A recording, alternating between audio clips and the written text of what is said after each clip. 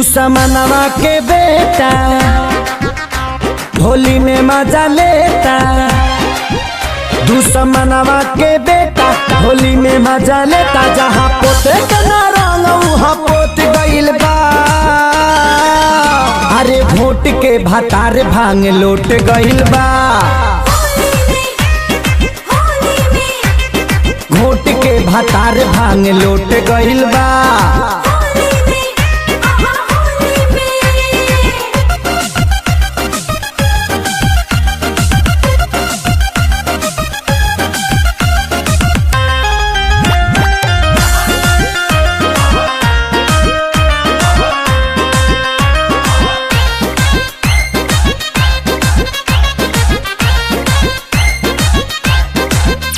अरे पानी छिड़कला पहुँठेला ना, पहले के आदत ह छूटेला ना।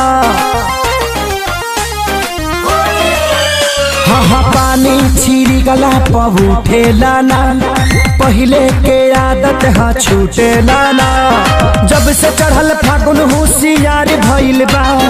सगरो शराबी के सरदार भइल बा। केस लिखावे ला देवरा तो कोट गइल बा। घोट के भतार भांग लोट गइल बा। अरे घोट के भतार भांग लोट गइल बा।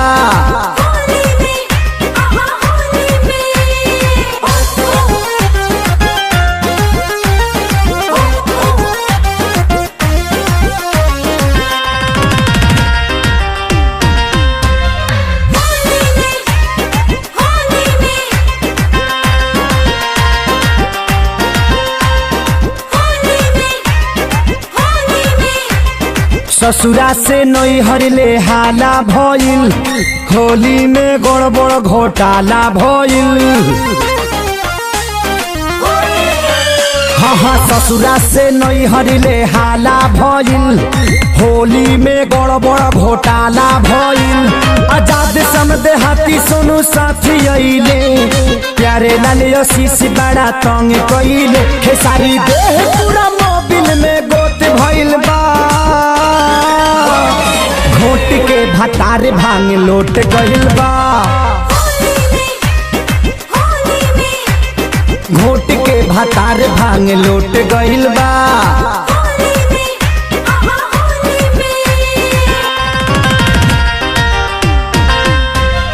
होली में हाँ होली में